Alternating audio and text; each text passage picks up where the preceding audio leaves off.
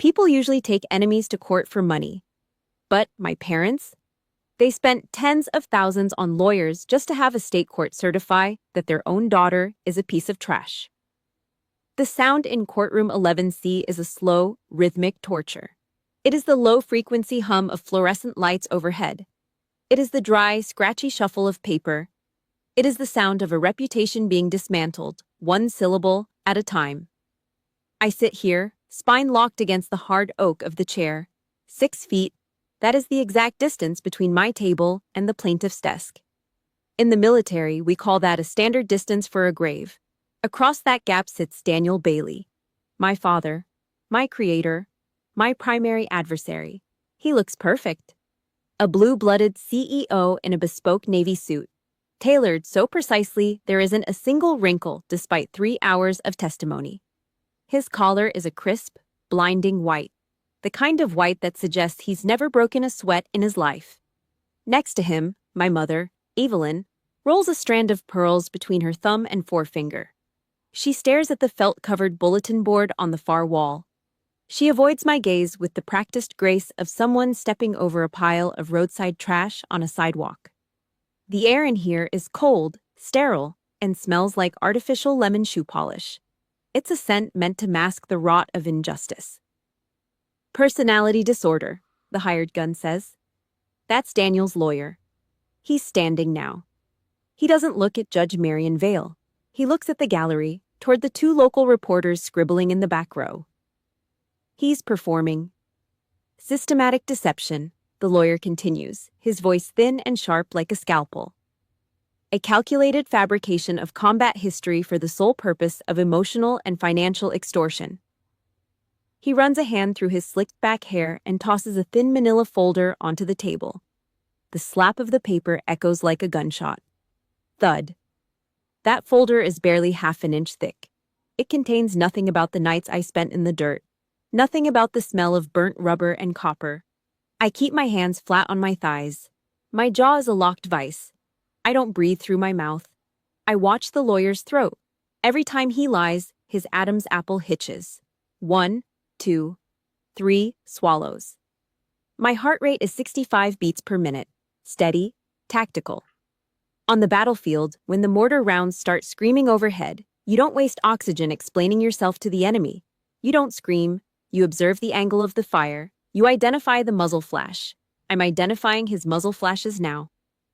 Behind me, the gallery is a hollow canyon. The row of seats directly behind my back is empty. Not a single soul. No family. No old friends.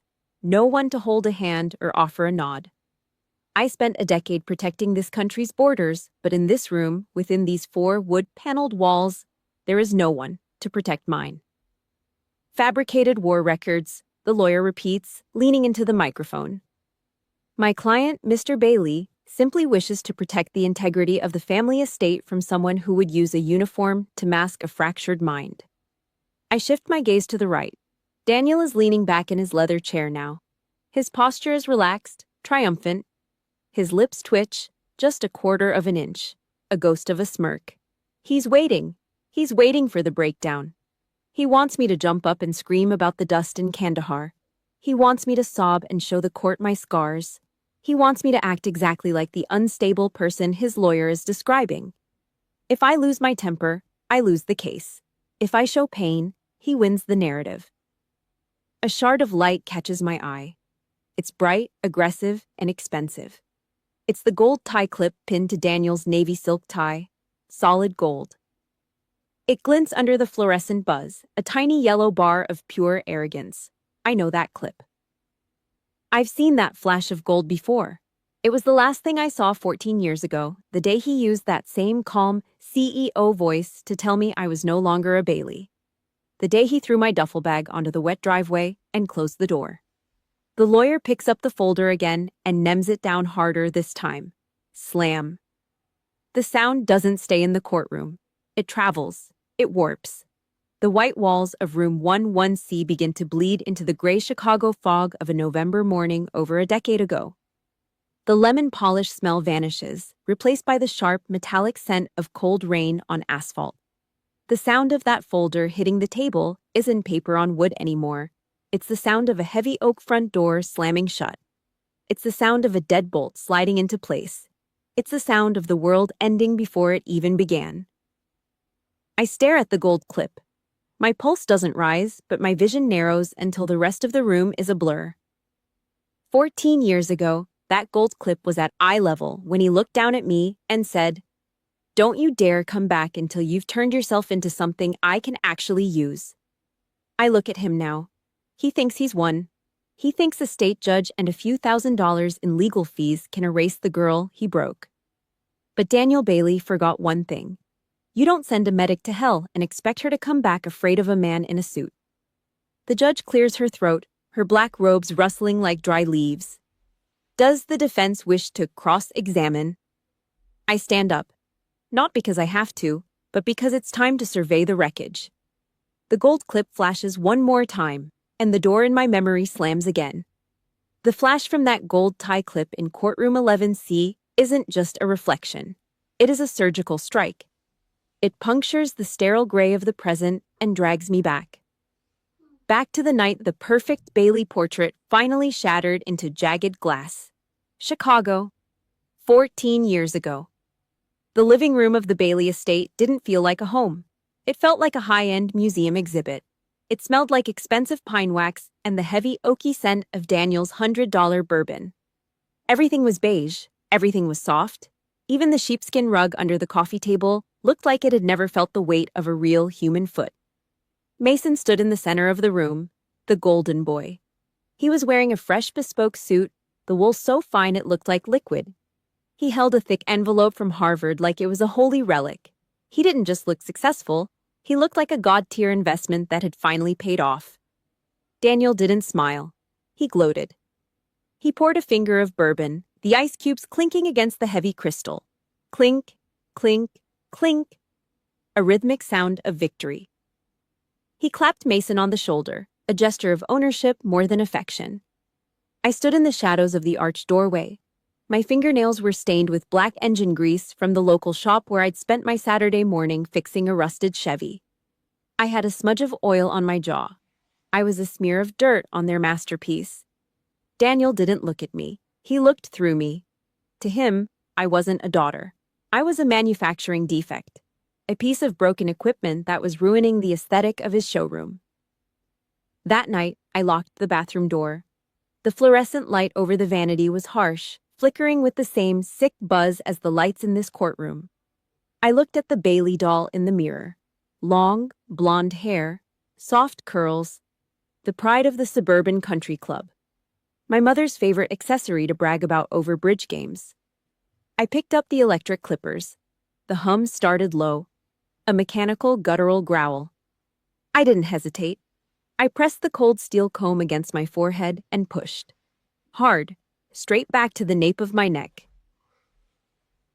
The first clump of gold hit the white tile, then another, and another. It wasn't a breakdown. It wasn't a cry for help. It was a tactical stripping of a false identity. I was cutting out the cancer of their expectations. I was shedding the skin they had forced me into since birth. When the clippers finally went silent, the girl in the mirror was gone. What was left was something raw, angular, bony, hard.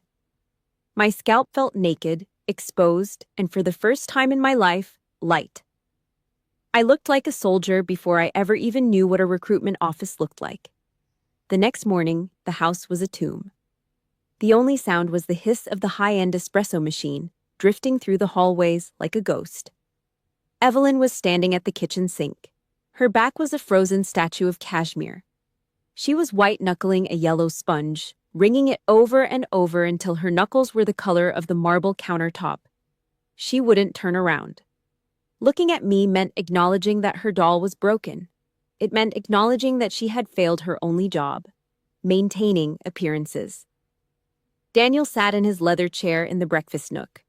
The Wall Street Journal was snapped open, the dry paper rustling with an aggressive, paper-thin sound. He didn't look at my buzzed head. He didn't look at the raw skin behind my ears. He didn't ask why I had a green military-issue duffel bag packed to the burst point sitting by the door. He just drained his glass and slammed it onto the glass coffee table. Clack. Just don't embarrass us, he said. His voice was as dry as a desert floor. That was the blessing. No, stay safe. No. Where are you going? No, I love you. Just a simple brand management request. To him, my existence was only relevant if it reflected well on the name Bailey. I walked out. The November wind in Chicago doesn't just blow, it bites. It's a jagged blade that found every inch of my naked scalp. I didn't have a hat. I didn't want one. I wanted to feel the cold. I wanted to feel the sting of a reality that wasn't curated by a CEO. I zipped my worn jacket to the chin. My boots hit the pavement with a heavy, hollow sound. Thud, thud, thud. Behind me, there was no sound of a door opening. No footsteps running down the driveway. No shouting. Just the faint, metallic click of the deadbolt sliding home. They were locking the mistake out so they could go back to their bourbon and their Harvard brochures. With every heavy step away from that zip code, I felt a brick being laid in my gut. I wasn't just walking away. I was building a fortress. I was becoming the person they tried to kill with their silence. I was finally, violently, free. I know there are people out there listening right now who have felt that same cold Chicago wind. You've stood in a house where you were treated like a guest, or worse, a ghost. If you've ever had to burn your old life down just to breathe, hit that like button right now. I want you to comment the word survivor if you've ever been the black sheep who chose their own path over a golden cage. Let's show the Baileys of the world that their silence didn't break us. It built us. My boot hit the edge of the curb at the end of the block. Hard. The gray Chicago asphalt under my soul suddenly warped. The cold air turned into a blast furnace. The gray fog turned into a blinding, white-hot glare. The sound of the city traffic faded into a high-pitched, metallic whine. I wasn't in Chicago anymore.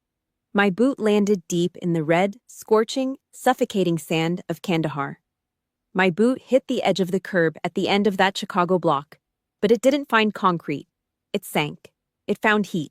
It found a world that wanted to swallow me whole. The gray November fog of the city vanished, replaced by a blinding, white-hot glare that scorched my retinas.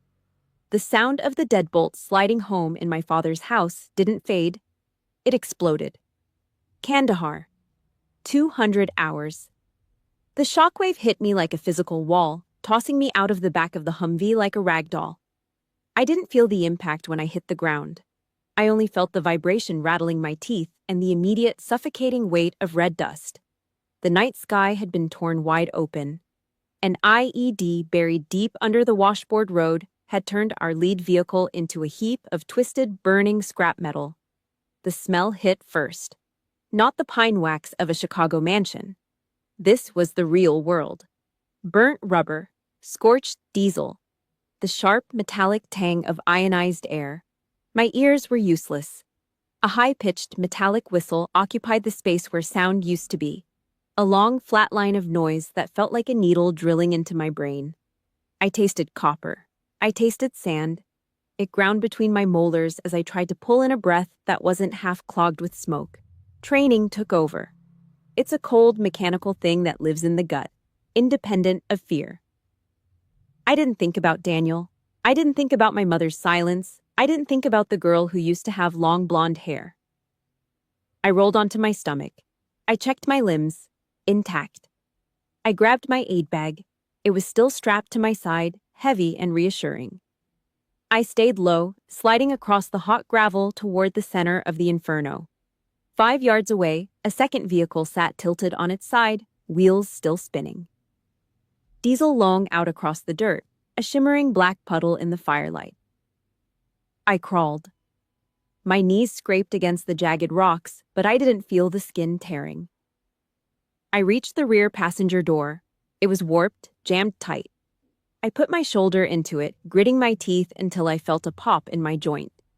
The metal groaned and gave way. Inside, the world was painted in shades of red and black. A woman was slumped against the frame.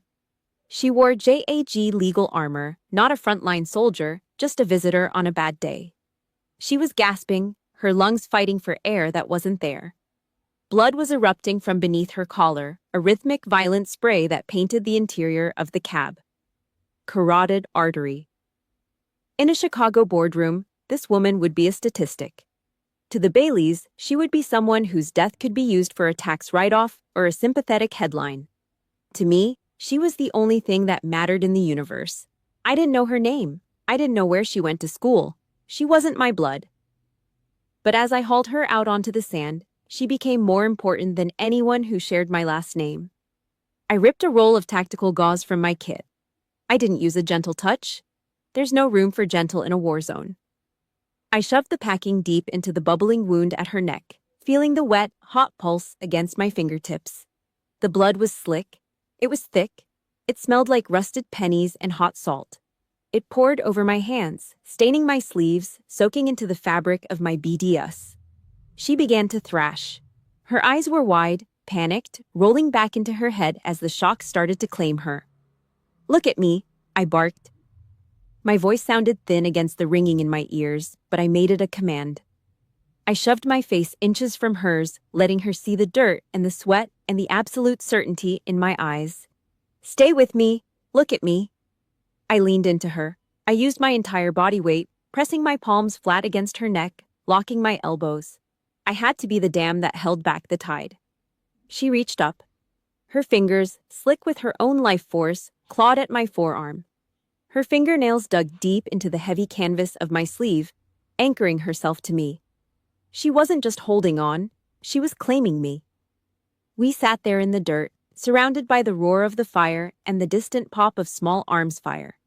Every beat of her heart was a battle I was fighting with my bare hands. This was the definition of family. It wasn't about who gave you a name or who paid for your Harvard tuition.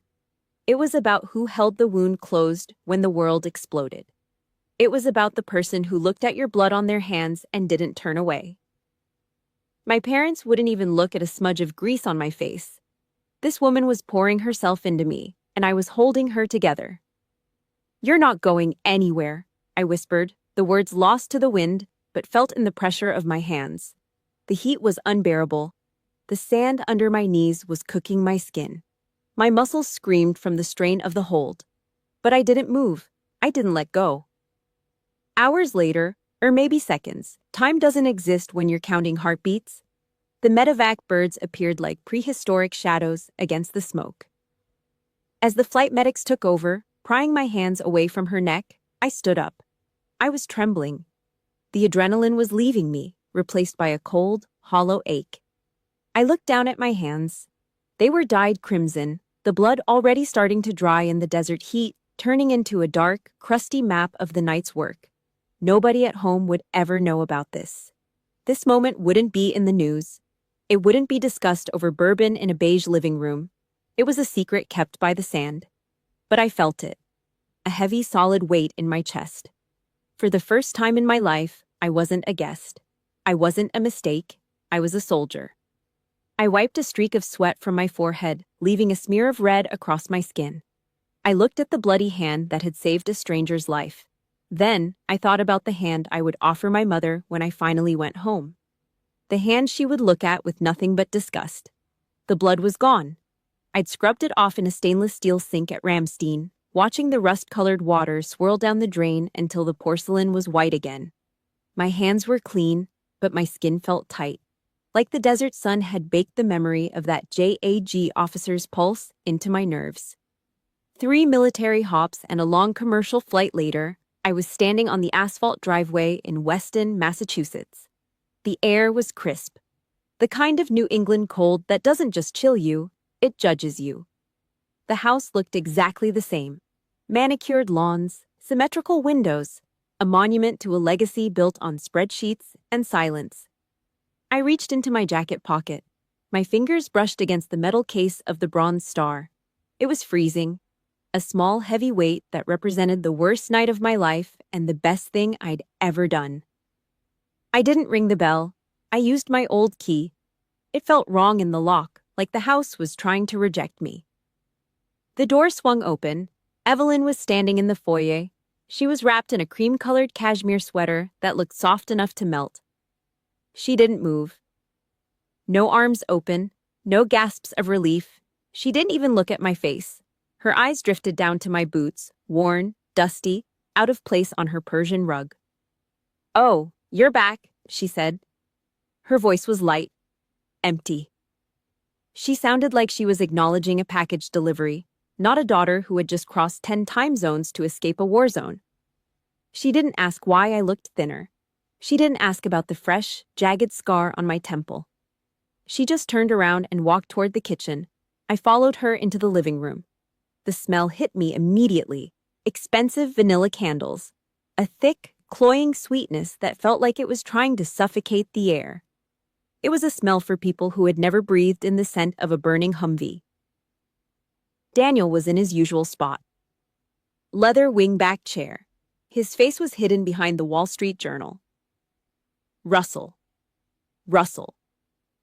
The sound of the paper being turned was dry and aggressive. He didn't lower it. "Hello, Daniel," I said. The paper rustled. He looked up over the edge of the financial pages. His eyes were cold, calculating. He didn't see a person. He saw a liability.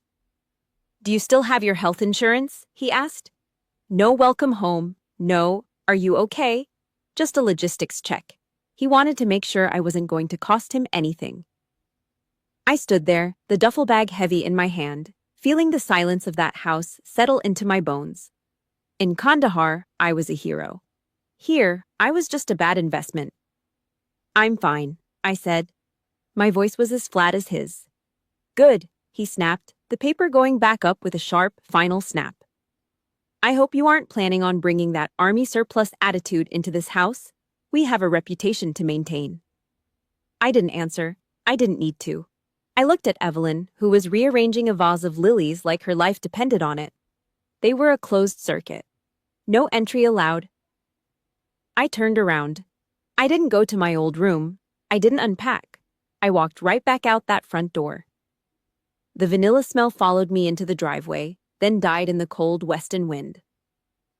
I didn't look back. I went into the city. I found a small apartment above a laundromat. It smelled like cheap soap and old grease. Real smells, honest smells. I didn't tell them where I was. I blocked every number associated with the name Bailey. I redirected my military pay and benefits to a new account at a credit union they'd never heard of. I was scrubbing them off my life the way I'd scrubbed the blood off my hands. For 3 months, the silence was beautiful. I worked. I slept. I didn't dream. I started to think I was free. But a man like Daniel Bailey doesn't let a product go that easily. If he couldn't control me, he was going to destroy me. On a Tuesday morning, there was a knock at my door. Not the polite knock of a neighbor, a hard, rhythmic strike. I opened it to find a guy in a faded windbreaker holding a manila envelope. "Amy Bailey?" "Yeah." "You've been served." He handed me the envelope and left. I walked back into my small kitchen and sat on a plastic stool. My hands were steady as I ripped the seal. The header was in bold, capitalized letters. Allegation of stolen valor. It was a civil suit. Daniel had hired a team of high-priced lawyers to prove that I was a fraud. He was claiming that my military service, my combat record, and my medical training were all a systematic fabrication designed to extort money from the family estate.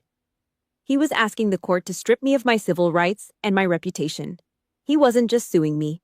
He was trying to erase the only part of myself that I'd built without his permission. I tapped my fingernail against the edge of the paper. Tick, tick, tick. The war in Kandahar was over.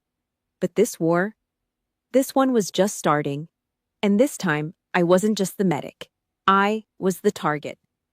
The manila envelope from my kitchen table felt like a cold slab of lead in my mind as the reality of Courtroom 11C snapped back into focus. The smell of cheap laundry soap from my apartment was gone, replaced by the suffocating, sterile scent of judicial bureaucracy and old wood. "Evidence Exhibit 7, the hired gun barked. The projector on the wall groaned to life, casting a sickly blue-white light over the oak paneling. On the screen, a blown-up screenshot of a public military records portal filled the room. In the center, highlighted in a garish, bleeding red, were the words, "No data found." Daniel Bailey didn't move. He sat with his legs crossed, one expensive leather shoe bouncing slightly in the air. He was tapping a slow, rhythmic beat on his knee with 2 fingers.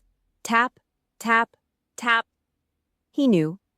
He'd spent a lifetime making sure everything and everyone under his roof was documented, filed, and owned. To him, if a piece of paper didn't say it happened, it was a lie. He leaned back, his chin tilted just high enough to let the light catch that solid gold tie clip. The lawyer didn't look at the judge. He didn't look at the clerk. He walked toward my witness stand, his polished shoes clicking on the floor like a countdown. "Captain Bailey," he said, the title dripping with sarcasm. "Or should I just call you Amy, since, according to the United States Department of Defense public portal, you don't exist." He leaned over the railing, his breath smelling like stale coffee and expensive mints. He was close, too close. I could see the individual pores on his nose and the way his pupils dilated with the thrill of the kill. "No deployment history," he hissed, his voice echoing in the dead silence of the gallery. "No service record, no medical certifications in the combat theater. Nothing. Just a big, empty space where a hero is supposed to be." I kept my back against the chair. My shoulders were square. I didn't look at Daniel. I looked through the lawyer, focusing on a small scratch on the wall behind his head.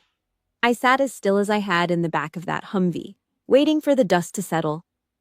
"If you were actually there," he continued, his finger jabbing at the air inches from my face, "where are the people? Where are the soldiers you allegedly saved? Did they all just vanish? Or were they just ghosts in your head to make you feel like more than a high school dropout with a grease habit?" The heat started in my chest, a slow, crawling burn. It wasn't the heat of the desert, it was the heat of a soldier being told her dead brothers were a fantasy. Images flickered behind my eyes, the smell of copper in the sand, the way the JAG officer's blood felt like hot oil between my fingers, the sound of a medevac bird's rotors cutting through the smoke. I wanted to stand up. I wanted to grab him by his silk tie and scream the names of the men who never made it back. I wanted to tell him about the black ink on the files that he would never, ever be allowed to see. I wanted to shove my Bronze Star down his throat until he choked on the truth. But I didn't. If I opened my mouth, I was done. The Intelligence Act wasn't a suggestion, it was a lock. If I talked about the mission, I wasn't just defending myself. I was burning down the safety of every person still in the field. I would be a traitor for the sake of an ego. Daniel wanted me to crack. He wanted me to prove I was unstable by lashing out. He was using my own oath as a cage. The lawyer grinned, seeing my jaw tighten. He thought he had the muzzle flash in his sights. He thought the silence was a confession of guilt. "Maybe they're dead," he whispered, loud enough for the reporters in the back to catch every syllable. "Maybe you left them there." "Is that why you're so quiet, Amy? Because you're the only one who survived your own imagination? Because there was no IED, no sand, and no blood? Just a girl playing dress-up in a green jacket?" The room felt small. The air felt thin. I could hear the heavy, wet breathing of a man in the front row. I could hear the aggressive scratch of a reporter's pen on a notepad. The silence was a physical weight, pressing down on my lungs. I turned my head, slowly. I didn't look at the lawyer. I didn't look at my father.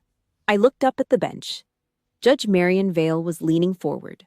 Her face was a mask of stone, but her eyes were sharp. She was watching my hands, which were folded flat and motionless on my lap. She was watching my breathing. She was looking for the soldier, not the victim. She sat perfectly still, her black robes blending into the shadows of the high-backed chair. I didn't explain.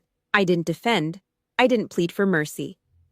I let out a slow, controlled breath, the kind you use right before you pull the trigger. My pulse hit a steady 60. "I am here," I said. The words weren't a defense. They were a signal, a beacon in the dark for anyone who knew the code. The lawyer blinked, his grin faltering for a split second. He didn't get it. He was looking for a breakdown. He didn't realize he was looking at a person who had already survived the worst the world could throw at her. He didn't know that "I am here" meant I hadn't surrendered. "Is that your answer?" he spat, trying to regain his footing. "You're here? That's it? No records, no witnesses, just your word. That's not how the law works, kid. I didn't blink. I just sat there, a ghost in a courtroom full of people who thought they owned the truth because they had a printout. I am here, I repeated, my voice dropping an octave, turning into the low growl of a predator waiting in the brush. Outside in the hallway, a heavy door thudded. Inside, the judge shifted her weight, the black silk of her robes rustling like a warning. She looked at me, then at the red text on the screen, and then back at me. The silence that followed was louder than any shout. It was a tactical pause, and I knew, looking at the slight twitch in the judge's eye, that the game was about to change. The lawyer opened his mouth to bark another insult, but the judge raised one hand. The 3 words I threw into the stale air of courtroom 11C didn't vanish. They hung there, vibrating like a low-frequency hum. I am here. The lawyer's smirk didn't just fade, it curdled. He opened his mouth, probably to vomit out another insult about my imagination, but the sound that cut through the room didn't come from him. It came from the bench. Judge Marion Vale leaned forward. She didn't just move, she shifted her entire weight, her elbows slamming onto the aged oak with a heavy final thud. The mask of the impartial judge didn't slip. It was stripped away. Her eyes weren't looking at a defendant anymore. They were looking at a soldier who had just transmitted a distress code. "Captain Bailey," Vale said. Her voice had lost its dry judicial drone. It was cold. It was steel. It was the sound of a commanding officer in a briefing room. "Was there an incident involving an IED strike on a convoy during your time in Kandahar, specifically at 0200 hours near the Red Sand Dunes?" The lawyer tripped over his own feet. He scrambled to the edge of his table, his hands flapping in the air like a dying bird. "Your Honor, this is highly irregular. Personal testimony from the bench cannot replace—" Vale didn't even look at him. She just pivoted her head, pinning him with a stare so lethal it could have stopped a heart. "You," she said, her voice dropping to a dangerous whisper, "are not permitted to speak." The lawyer froze. He didn't just stop talking. He looked like someone had reached inside his chest and pulled out his spine. He stood there, jaw hanging, a hollow suit with nothing inside. The room went tomb quiet. I could hear the wet, jagged breath of my father sitting 6 feet away. I could hear the faint buzz of the fluorescent lights. Then Vale stood up. She didn't call for a recess. She didn't look at the court reporter. She reached for the top of her black robe, her fingers finding the metal zipper. Zzz. The sound was sharp, aggressive, tearing through the silence like a serrated blade. She pulled the heavy black silk off her shoulders. It didn't fall gracefully. It fell in a heap, hitting the floor with a soft, muffled whump. It was the sound of a wall coming down. Underneath, she wasn't wearing a suit. She was wearing a simple, short-sleeved white shirt. She stepped out from behind the high-backed bench, walking down the steps into the well of the courtroom. She was walking into the dirt with me. She stopped 3 feet from the witness stand. She didn't say a word. She just reached up and turned her right shoulder toward the light. There it was, a massive, jagged river of scar tissue. It was thick, ropey, and a deep, angry purple red. It tore across her shoulder and disappeared down into the sleeve of her shirt. It wasn't a surgical mark. It was a map of a disaster. It was the kind of scar you only get when a piece of a Humvee tries to take your arm off. The air in the room felt like it had been sucked out. Vale turned back, her eyes locked onto Daniel. She pointed a single finger at the scar, then shifted it toward me. "This," Vale said, her voice echoing off the wood panels like a thunderclap. "This is the hoax you are asking me to dismiss. This is the delusion your hired gun just spent an hour mocking." Daniel Bailey's hand slipped off his knee. His fingers twitched against the expensive fabric of his trousers, but he couldn't find a grip. The tan on his face didn't just pale, it turned the color of raw dough. He looked at the scar, then at my hands, then back at the scar.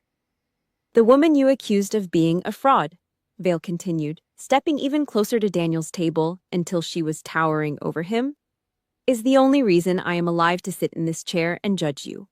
She is the one who knelt in the red sand and used her bare hands to pinch my artery shut while the engine block was still melting into the ground. The silence wasn't just quiet anymore, it was an execution. Daniel tried to speak. His throat bobbed. He made a small, wet clicking sound, but no words came out.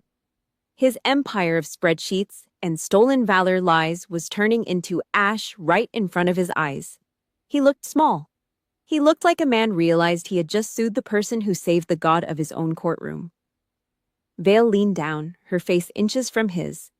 "Defendant," she rasped, her eyes burning with a cold, righteous fire. "You are the reason I am going to enjoy this next part. I know there are people watching this right now who have been called a liar by the very people who were supposed to protect you. I know how it feels when the world seems to be on the side of the suit and the money. If you've ever had someone like Judge Vale show up and throw the truth in the face of a bully, hit that like button. I want you to comment the word justice below if you believe that every liar eventually meets their match." The judge turned away from Daniel, not even giving him the dignity of a second look. She walked back toward her fallen robe, but she didn't pick it up. She looked at me, a silent nod of recognition passing between us, the kind that only exists between people who have shared the smell of burnt rubber and copper. Just as she reached for the gavel, the heavy double doors at the back of the room didn't just open. They were shoved. The sound of heavy rhythmic boots hit the marble floor outside. Clack, clack, clack. A shadow fell across the room, tall and sharp in a dress green uniform. Daniel turned his head, his eyes widening until they were nothing but white circles. The military had arrived, and they didn't look like they were here to testify. The heavy oak double doors of courtroom 11C didn't just open, they were conquered. The sound was sudden, a twin boom that echoed off the high ceilings and cut the lawyer's panicked stuttering like a blade. Every head in the gallery turned. Even Daniel Bailey straightened his silk tie, his eyes flickering toward the back of the room with a mixture of confusion and ingrained arrogance. He expected more lawyers. He expected more people he could buy. He was wrong. The man who stepped through the doorway didn't belong in a world of soft voices and air-conditioned lies. He was a slab of granite in a dress green Class A uniform. His brass insignia caught the overhead fluorescent light, throwing sharp, aggressive glints across the wood-paneled walls. His pants had creases sharp enough to draw blood. His belt buckle was a mirror of polished gold. He didn't just walk, he marched. Clack, clack, clack. The sound of his spit-shined boots hit the floor with a rhythmic, percussive weight. It wasn't just noise, it was an ultimatum. It was a physical pressure that pushed back the whispers of the reporters and the stale scent of the lawyer's coffee. The sergeant didn't look at the gallery. He didn't look at Daniel. He certainly didn't look at the lawyer, who stood frozen with his hands half raised like a startled bird. The sergeant walked straight to the center of the well, stopped in front of the bench, and snapped a salute that felt like a crack of a whip. "Sergeant First Class Miller, United States Army," he barked. His voice didn't just fill the room, it owned it. He reached into a crisp leather briefcase and pulled out a heavy manila envelope. It was sealed with thick, red wax, an archaic, terrifying mark of authority. He didn't offer it to the clerk. He stepped up and handed it directly to Judge Marion Vale. "Emergency declassification order from the Pentagon," Miller announced, his eyes fixed on a point an inch above the judge's head. Subject: Captain Amy Bailey. Requesting immediate protection of personal information and classified combat history. The room went tomb quiet. Vale didn't hesitate. She didn't look at Daniel's legal team as they started to scramble. She took the envelope and ripped the wax seal. The sound of the cracking wax was like a bone breaking. She pulled out a stack of papers, each one stamped with a bold, blood-red mark, "Top Secret." I sat there, my spine a steel rod. I looked at the back of the sergeant's neck. He had come from 1,000 miles away. He had come from the only home I had left. The Army didn't care about Daniel's tax returns or his country club memberships. They didn't leave their own behind in a firefight, and they weren't going to leave me behind in a room full of suits. Daniel leaned forward, his hands gripping the edge of the table so hard his knuckles turned white. The pink, healthy flush of a man who spent his weekends on a golf course began to drain from his jowls. It was replaced by a gray, porous look, the color of wet ash. Vale flipped the first page, then the second. She started to read. "Bronze Star for Valor," she said, her voice dropping into a low, dangerous register. "Purple Heart. Citation for extraordinary heroism during Operation Enduring Freedom. Multiple deployments under the Special Operations Command." Every word was a hammer blow. Every medal she named was a nail in the coffin of Daniel's stolen valor lie. She turned another page, her eyes narrowing as she scanned the combat reports. Records indicate Captain Bailey sustained life-threatening injuries while providing medical aid under direct enemy fire. Actions classified under national security protocols until this hour. She looked up. Her gaze bypassed the lawyer, bypassed the gallery, and landed squarely on Daniel Bailey. Daniel was shrinking. He wasn't the CEO anymore. He wasn't the man who threw a duffel bag onto a wet driveway 14 years ago. He was just a small, panicked man sitting in an expensive suit, realizing he had brought a knife to a tank fight. He had spent thousands of dollars to buy fake testimonies and forge psychological profiles, but he couldn't buy a single hour in the red sand of Kandahar. He tried to shift in his seat, but he looked like he was sinking into the leather. The arrogance had been peeled off him like old paint, leaving nothing but the raw, shaking fear of a bully who finally got hit back. Vale didn't give him a chance to recover. She gathered the papers and slammed them down on the mahogany desk. Crack! The sound was as sharp and final as a rifle shot. "The evidence is clear," Vale stated, her voice echoing off the oak panels. "This court finds these allegations not only baseless, but a malicious abuse of the judicial system." She picked up her gavel. She didn't look at me, but I felt the weight of her recognition. It was the same look we shared in the dirt. "Case dismissed." She didn't stop there. She leaned over the bench, her finger pointing directly at Daniel's sweating face. "Mr. Bailey, if you ever attempt to use this or any other legal system to harass or disparage a decorated officer of the United States military again, I won't wait for a lawsuit. I will personally sign the order for your arrest on charges of judicial interference and criminal defamation." Slam! The gavel hit the block. The sound vibrated in my teeth. It was over. The empire of the Baileys hadn't just lost a case. It had been dismantled in the span of 10 minutes. Daniel sat frozen. He didn't move. He didn't breathe. He just stared at the empty space where his victory was supposed to be. His eyes were hollow, reflecting the sickly fluorescent light. He looked like a man who had just watched his own funeral. I stood up. I didn't look at him. I didn't need the satisfaction of his defeat. The silence of the room was enough. I walked past the plaintiff's table, 6 feet away, the distance of a grave. Daniel's head twitched as I passed, but he didn't look up.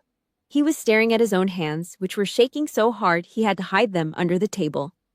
I pushed through the swinging doors and stepped into the hallway. The air outside the courtroom was cold and unnaturally still. The sergeant was waiting by the elevators, his face a mask of military indifference.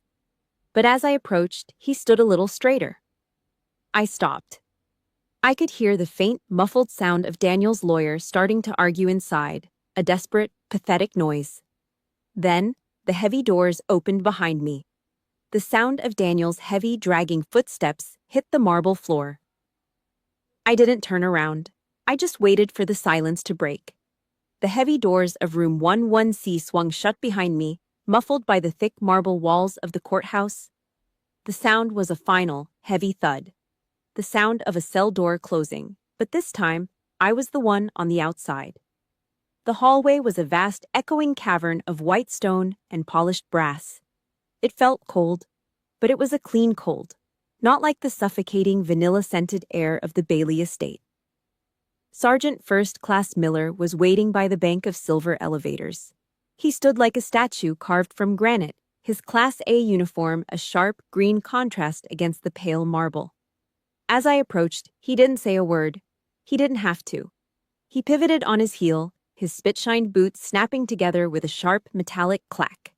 His hand came up to his brow in a crisp, perfect salute. It was the highest form of recognition, a silent bridge between two people who had stood in the red sand and felt the earth shake. I stopped. I felt the weight of the air in my lungs. I stood tall, my shoulders squared, and I gave him a sharp, respectful nod. No words were exchanged. In our world, the silence did the heavy lifting. He lowered his hand and stepped back, letting me pass toward the elevator call button. Then, the doors of 11C groaned open again. I didn't have to turn around to know who it was. The sound of his footsteps gave him away. Heavy, dragging, and stripped of their rhythmic arrogance. Daniel Bailey stepped out onto the marble. He was alone. The team of high-priced lawyers was gone.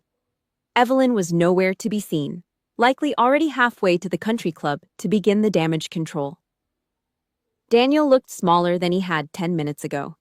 His navy suit, the one that usually looked like armor, seemed to hang off his frame. It was wrinkled at the shoulders, saggy at the waist. His face was a map of broken veins and pale, sweating skin. He didn't head for the exit. He headed for me. He stopped 5 feet away. He didn't offer a hug. He didn't ask for forgiveness. He just stood there, his jaw working as if he were trying to chew through a piece of dry leather. His eyes were bloodshot, darting around the hallway to make sure the reporters downstairs hadn't made it up to this floor yet. He was a trapped rat looking for a hole. "You made us a joke," he spat. His voice was a low, jagged hiss that echoed off the high ceiling. It wasn't the voice of a father. It was the voice of a CEO whose primary stock had just crashed through the floor. "The Bailey name is all over the local news," he continued, his hands trembling as he shoved them into his pockets. "You could have settled this in private. You could have walked away with a check and kept your mouth shut. But you had to drag the army into it. You had to let that judge humiliate me in front of the whole state." The narcissist's playbook was out. Page 1, make it her fault. He wasn't upset that he had lied about his daughter's life. He wasn't upset that he had tried to ruin her reputation. He was only upset that he had been caught in the light. To him, my survival was an inconvenience. My truth was a weapon that had punctured his carefully curated balloon of a life. "You turned this into a circus, Amy," he said, stepping closer. He smelled like sour sweat and stale bourbon. "You destroyed the family legacy for a few minutes of attention. I hope you're happy with the wreckage you've caused." I didn't blink. I didn't get angry. Anger requires an emotional investment, and I was completely bankrupt when it came to Daniel Bailey. I looked at him the way I looked at a discarded piece of medical waste. I took one step forward, entering his personal space. I was taller than him now, or maybe he was just shorter than I remembered. I looked straight into his hollow, watery eyes. "No," I said. The word was flat. It was a dead-end street. It didn't have any vibration or heat. "I didn't destroy anything," I continued, my voice low and steady. "I just stood there and watched you burn your own house down. You're the one who hired the lawyers. You're the one who signed the complaint. You're the one who thought you could own a soldier the same way you own a piece of real estate." He opened his mouth to bark another insult, but the words died in his throat. He looked at my face, and for the first time in 14 years, he saw that the doll was gone. There was nothing left for him to break. "You didn't want a daughter," I said, leaning in until I could see the terror in his pupils. "You wanted a mirror, and when you didn't like the reflection, you tried to smash the glass." I shifted my gaze to the elevator doors as they slid open with a soft, electronic chime. The light inside was warm and inviting. "This is the end of the line, Daniel," I said, stepping past him. "You didn't lose a case today. You lost the only person who would have bothered to show up at your funeral." I stepped into the elevator and turned around. Daniel stood in the middle of that vast marble hallway, looking like a discarded rag. His shadow stretched out long and thin behind him, a lonely dark shape on the white stone. He looked like he was about to say something, maybe a threat, maybe a plea, but his lips just trembled. I didn't wait for him to find his voice. I reached out and pressed the button for the ground floor. "You dug the hole," I said, my voice barely a whisper as the metal doors began to slide together. "I'm just the one who refused to get in it." The silver doors met in the middle. The last thing I saw was his terrified, shrunken face being sliced in half by the steel. The elevator began its descent. the humming of the cables was the only sound in the world. With every floor we passed, the weight of the Bailey name felt lighter. It was falling away, floor by floor, until there was nothing left but the quiet, rhythmic beating of my own heart. I was going down to the street, and for the first time in my life, I didn't care who was watching. The heavy steel doors of the courthouse elevator had closed on Daniel Bailey's face weeks ago, but the silence of that moment still lived in the corners of my Chicago apartment. It was a different kind of quiet now, not the suffocating, expectant silence of a soldier waiting for an IED to blow, and not the hollow, performance-grade silence of the Weston estate. This was my quiet. I owned it. The late afternoon sun crawled across the hardwood floors, casting long amber bars over the kitchen island. Outside, through the double-pane glass, the city was a distant hum of sirens and tires on asphalt, the white noise of a world that didn't know my name and didn't care about my bloodline. I liked it that way. I stood at the granite countertop, the stone cold against my palms. Lying there, next to a half-peeled potato and a damp kitchen towel, was a heavy cream envelope. It was expensive paper, the kind with a visible grain you can feel with your thumb. In the upper left corner, the word Bailey was embossed in a clean, sharp font. No return address was necessary. Daniel didn't think he needed one. He assumed the name alone was enough to command a response. The handwriting was his, slanted, aggressive, the ink pressed so hard into the fiber it left divots on the back of the sheet. I picked up a paring knife. I didn't use a letter opener. I slid the blade under the flap and sliced it open with a single clinical motion. Scritch. The sound of the paper tearing was the loudest thing in the room. I pulled out 3 pages of handwritten script. I didn't sit down. I didn't pour a glass of wine to steady my nerves. I just stood there in my gray hoodie, my feet bare on the floor, and read. Daniel had used his boardroom voice. The words were calculated. They were designed to bridge a gap without him ever having to step off his pedestal. He wrote about unfortunate optics and the pressures of market volatility. He mentioned the complex legal necessities that had led to the lawsuit as if the whole thing had been a weather event he had no control over. He spoke of rebuilding the family brand and finding a path forward that benefited all stakeholders. I scanned the lines, my eyes moving with the same detached precision I used to check a patient's vitals. I was looking for 2 words. Just 2. I'm sorry. They weren't there.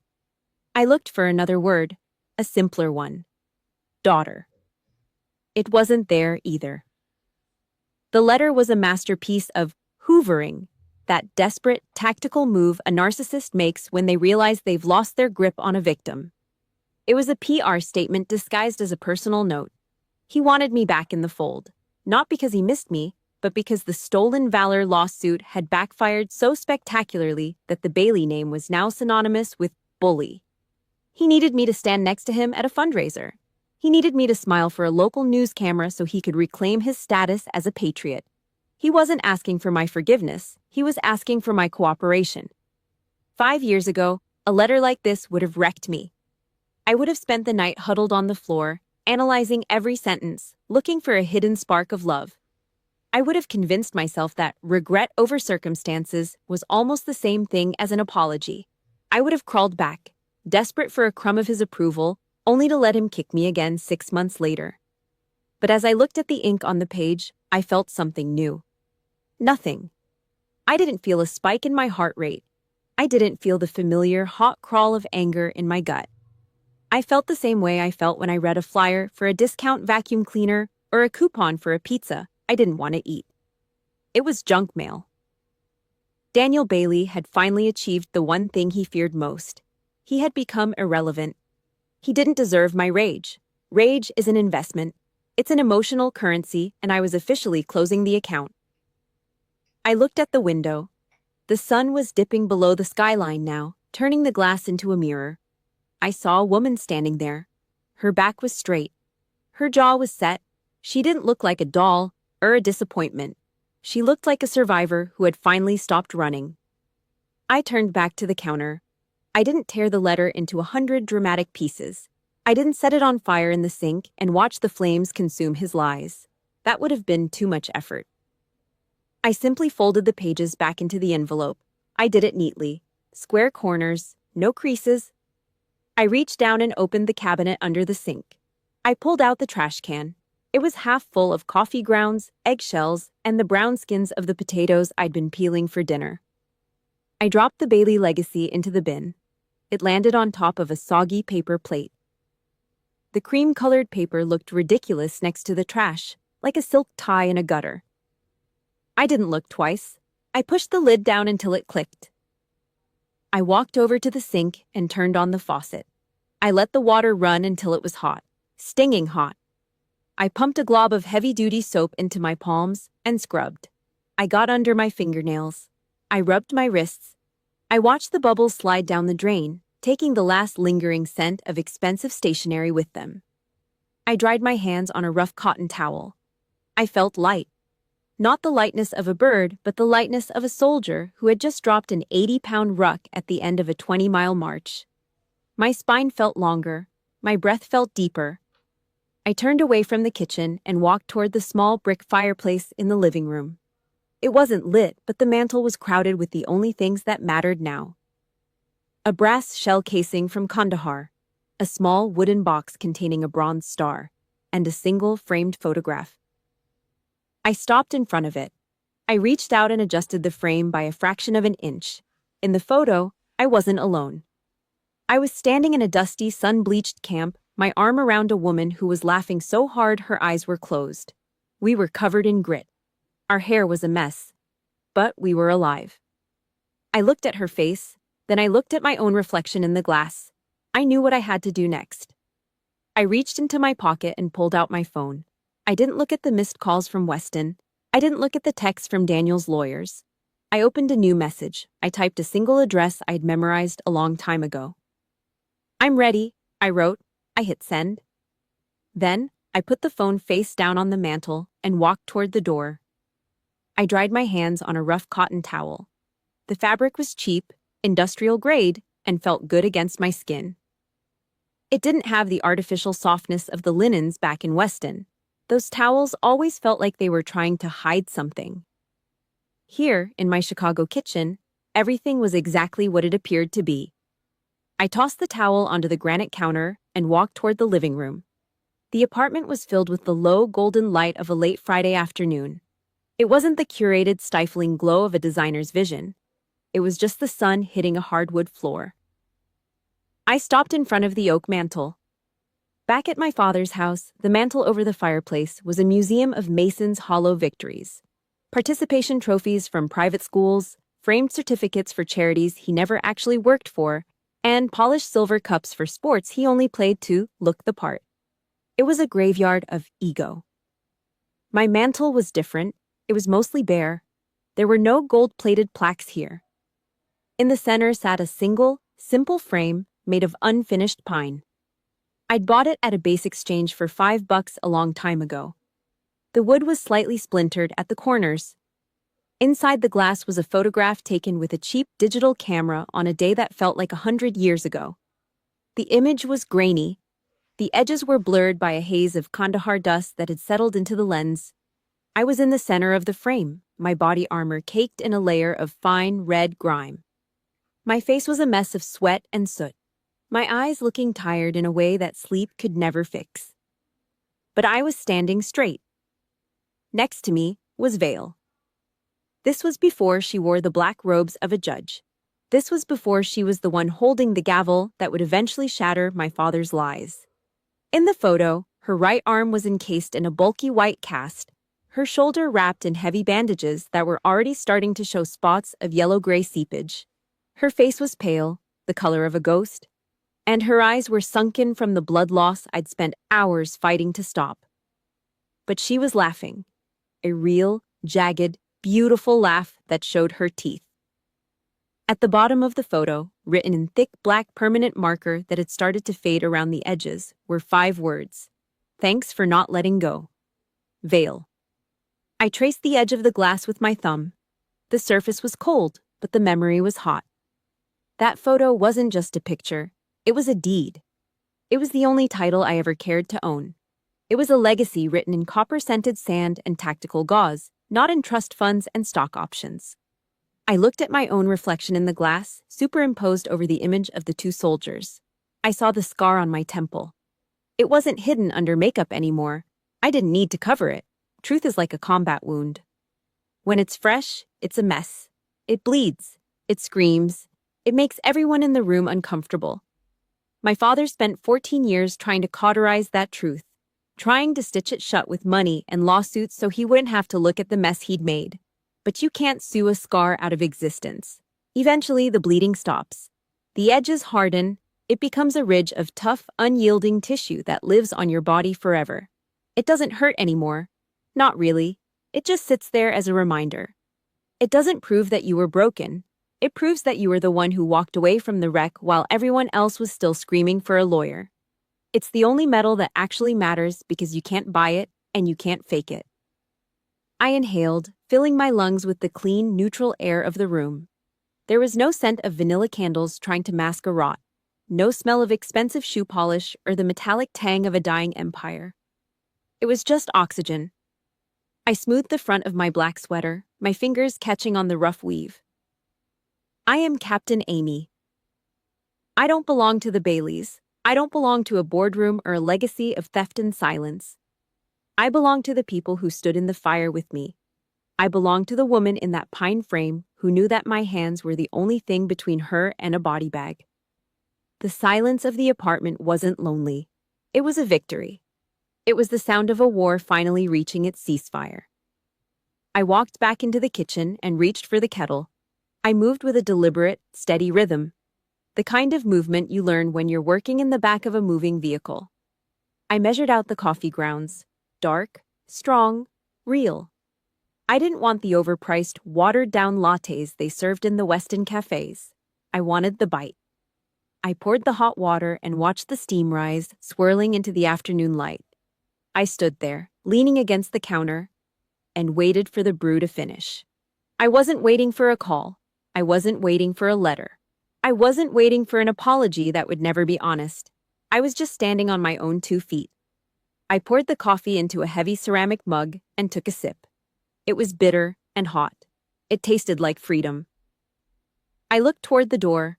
My rucksack was sitting by the entrance, packed and ready.